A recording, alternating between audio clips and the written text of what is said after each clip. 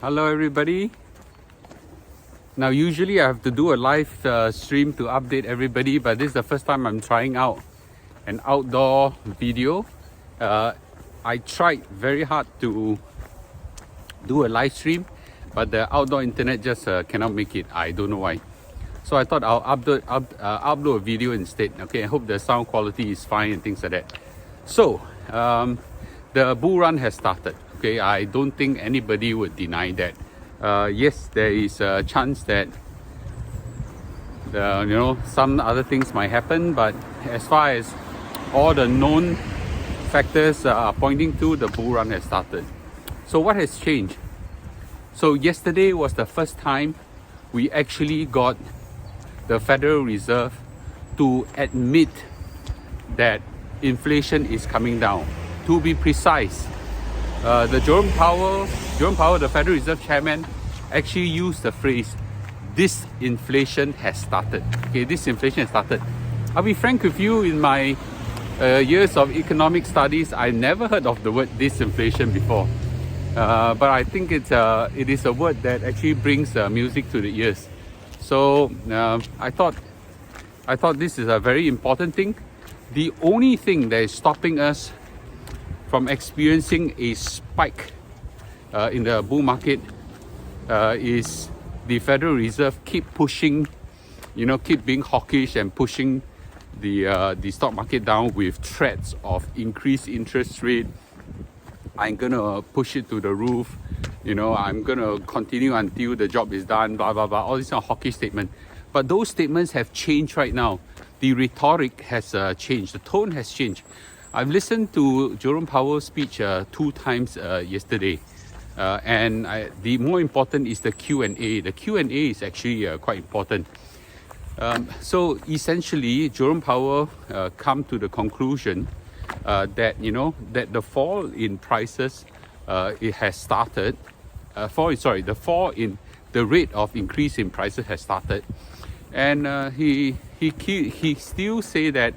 Yes, that one last thing, which is wages, is still sticky. Unemployment rate is still very low, but he kind of, say that all other things are okay right now, and he expect even that part to start to eventually come down. So I think it is a very good sign.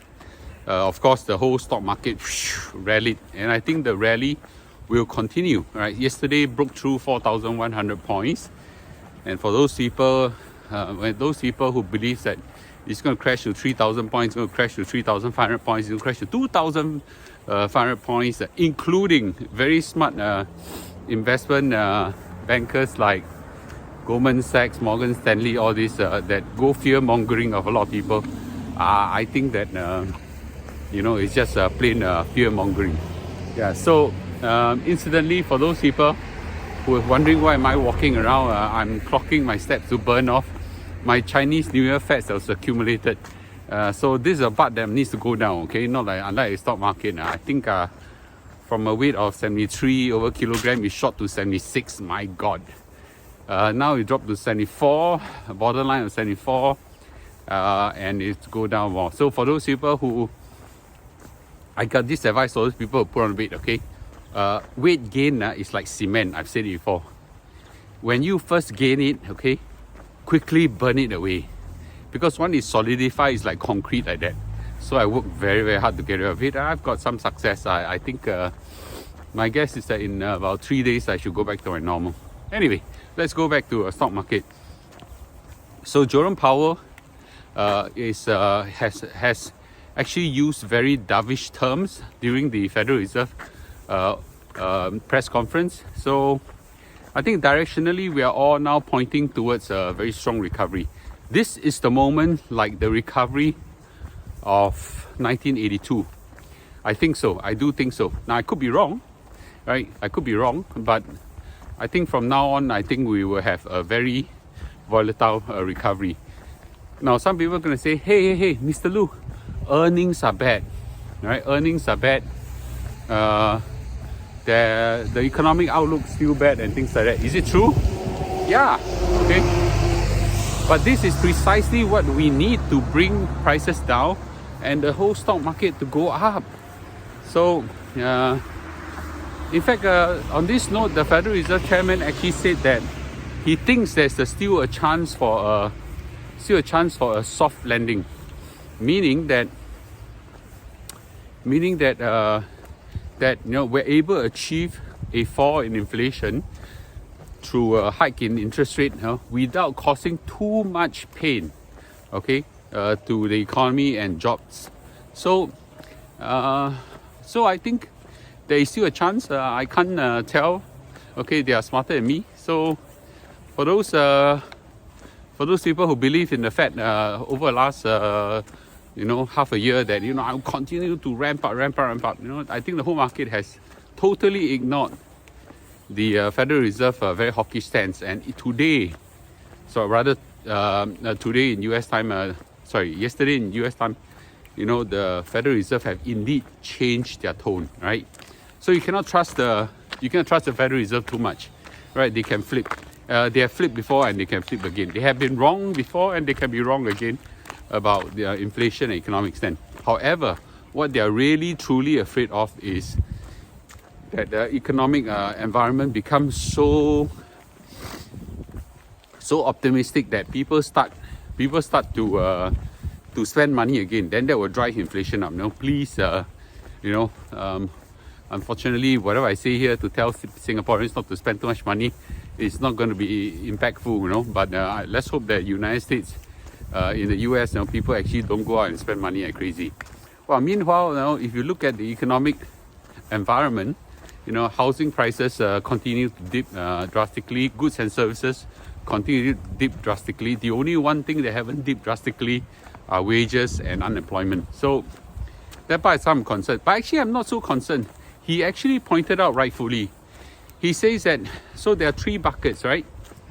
The first bucket is about goods and services. About goods. Goods prices that came, the inflation that came down drastically. Second is about housing. More or less that has come down drastically as well. There's some lag effects which he recognizes, but that has come down. He has recognized that. The third one is this thing called services. And he actually said that services is mainly pegged to wages. But he also recognized that's not entirely true as well, right? So, for example, what is services? Services are, things like anything that people use for servicing. You look at a restaurant, for example. A restaurant is services, right? But a restaurant, the heaviest cost in restaurant is raw materials like food, rentals, right? Of which the labor component is just part of it, right? So, so actually even there's a spike of sticky wages doesn't really necessarily cause a restaurant prices to go up and up and up. And let's say you look at other things like, car washing services. Yes, the labor part is important, but they also have raw materials like water and, detergent and things like that. So services is a very big mess of a lot of things inside. So it's wrong to say that wages itself is the one that's continuing to drive prices up. So anyway, I would discount that by let's say by at least 50%. Yeah, because services is not about just wages alone. Yes, it's a big component, but it's not the only component. So I think we'll reach a stage where prices will come down. Inflation will come down, not necessarily prices. Inflation rate will come down more and more. And I think the stock market is already ahead of it. I want to point out one very important thing. A lot of people are sitting on their US stocks. A lot of people are sitting on their US stocks and actually say, hey, Mr. Lu, how come my portfolio is still in losses or don't make money as much as I thought the price has gone up? That's because the exchange rate of the US dollar versus Sing dollar has gone down. Okay, so US dollar has weakened. Yes, US dollar has weakened because of the anticipation that interest rate will fall.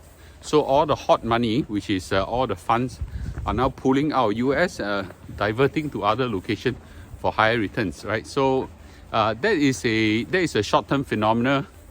I don't think the US dollar will continue to weaken like drastically, fall by another 10-20%, that kind of thing. I don't think so.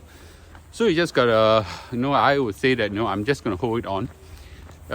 So I think that the outlook looks good, yeah. So just to update everybody quickly, I don't have a slide right now because I thought that by the time I update the slides, everything will be over, yeah. So now some people is gonna ask me, so Mr. Lu still can go in or not? I'm not gonna go in, I bought enough already, but I think that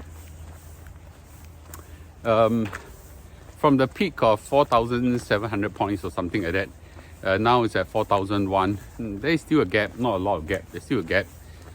So you judge for yourself, okay? I'm not going in because I bought at the low of 3,800, 3,700, but for you, you decide, right? I don't like to chase bulls.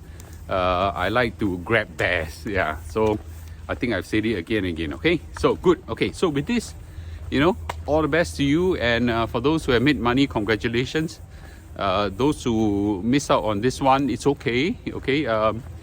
There will be more crises to come in time to come, and then, you then decide, right? So as you can see right now, it is what you have here and not what you have here that matters in the stock market, okay?